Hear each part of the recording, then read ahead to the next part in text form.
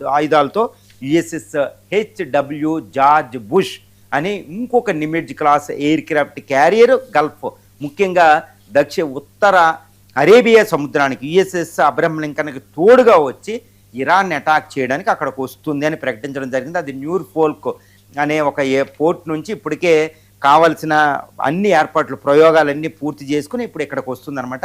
అది 2-3 రోజుల్లో అది యుఎస్ఎస్ అబ్రహం లింకన్కి తోడుగా రాబోతుందన్నమాట.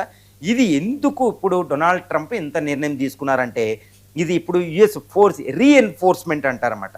యుద్ధం జరిగేటప్పుడు ఫోర్స్ని ఏదన్నా కాస్త తగ్గితే వెంటనే రీఎన్ఫోర్స్మెంట్ పంపిస్తారు, దళాలను అదనపు దళాలను పంపించడం అంటారు.